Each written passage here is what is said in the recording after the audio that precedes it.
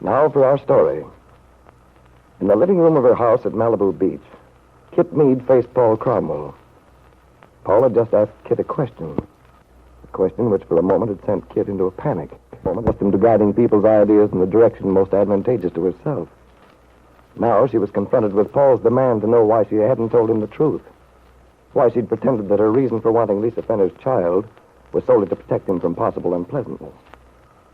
During the past month, Kitt had cleverly worked on Paul's natural fear of having his quiet, smoothly run life upset, had convinced him that the only way to avoid a disturbance to his habitual routine would be for her to adopt Lisa Fenner's baby. But now it was quite evident to Kitt that all her plans were endangered by the doubts that had invaded Paul's mind, as he said. Is that what you're planning, Kitt? To go back to Bill and restore your marriage? Is it true, Kitt? Why don't you answer me? Oh, what's the use? If you believe that. I don't know what to believe, Kitt. But, Paul, I can't understand why you're so upset. Nothing's changed. Everything's the same. Perhaps it is. Perhaps that's the trouble. I'm beginning to doubt that I've understood how it has been. But I don't see what's bothering you. A few casual words from Lisa. But they weren't casual, Kitt. Lisa was so sure. Lisa was sure about what? Just what I told you. She was positive you wanted her child as a means to preserve your marriage with Bill. To make a go of it.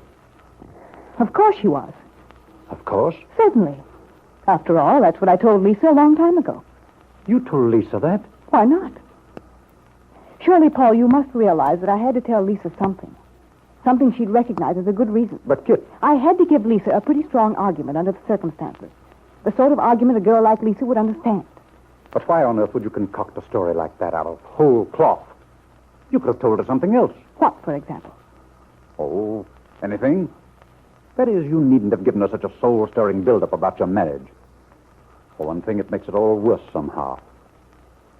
Poor little Lisa, she's so sympathetic. If you've misled her... Misled Lisa?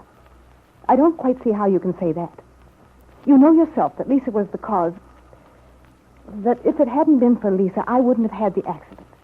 And Lisa realizes that, too. It's only natural that she feels somewhat to blame. But to play on her emotions. To give her the story about your marriage. Look, Paul, you've just said what a sympathetic creature Lisa really is. It wasn't easy to make it clear to her that the best thing was for her to give up her child. And I had to give her some assurance as to the child's future.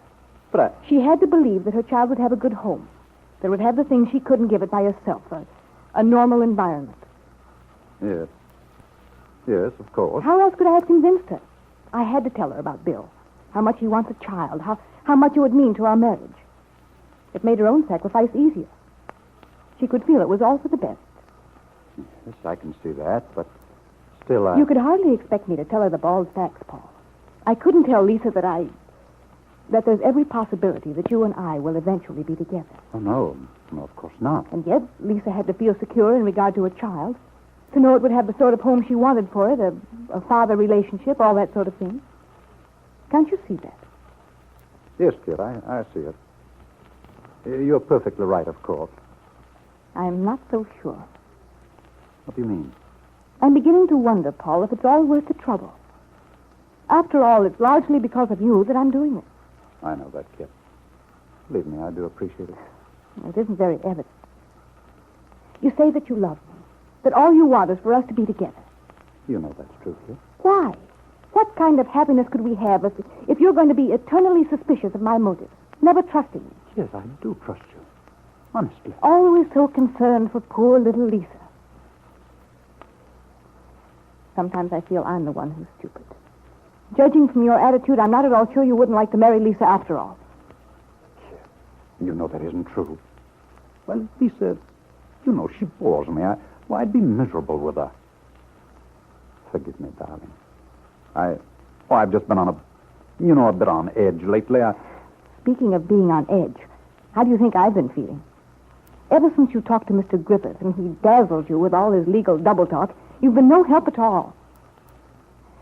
I've had the whole responsibility of this thing on my own shoulders. I suppose I have let you down. Well, you haven't given me much moral support. Here we are, all up in the air, trying to work out a basis for our own future, and all you do is stand around and look for difficulties that don't exist.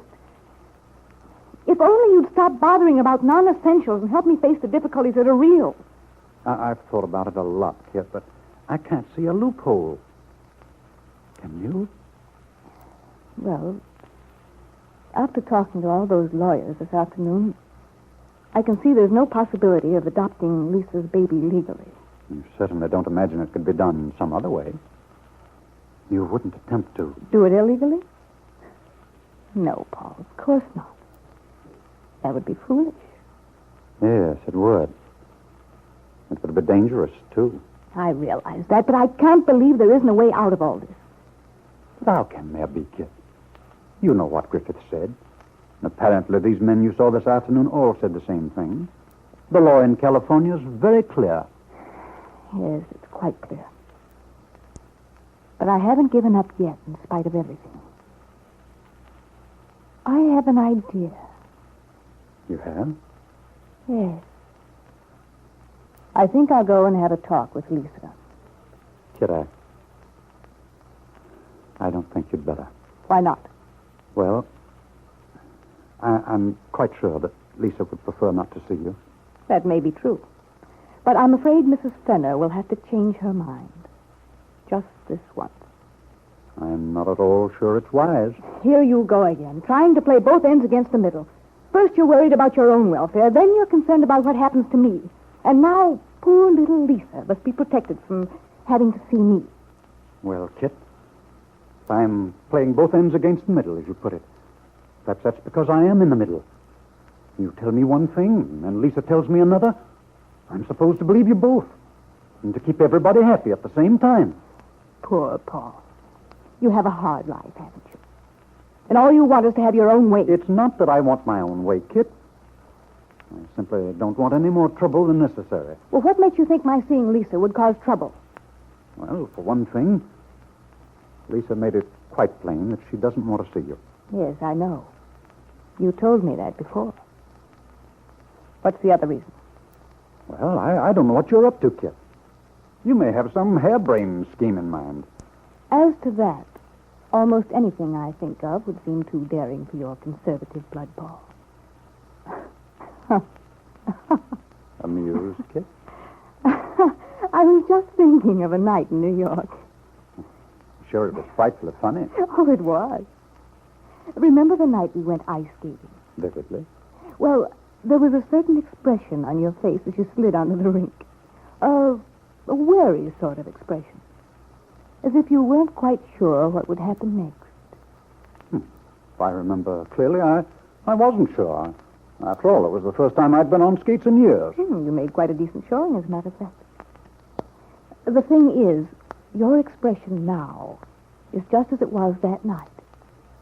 Like a little boy holding a lighted firecracker. You couldn't have stated it more clearly. Precisely how I feel. Poor old Paul. It's been a strenuous life for you lately, hasn't it? Well, it's hardly the routine I'd recommend for a long life. I'm sorry, darling.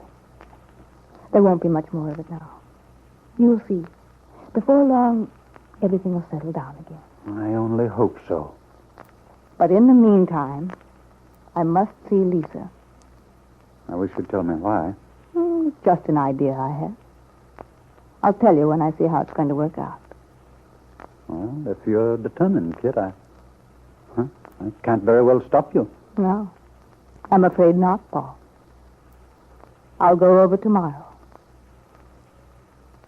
Paul Cromwell studied Kitt's face, saw in it her determination. Whatever she had in mind, he thought, it'd be useless for him to attempt to change her. He only hoped that before too long, all this confusion would be resolved. It seemed so long ago that he'd been living his simple, uncluttered life.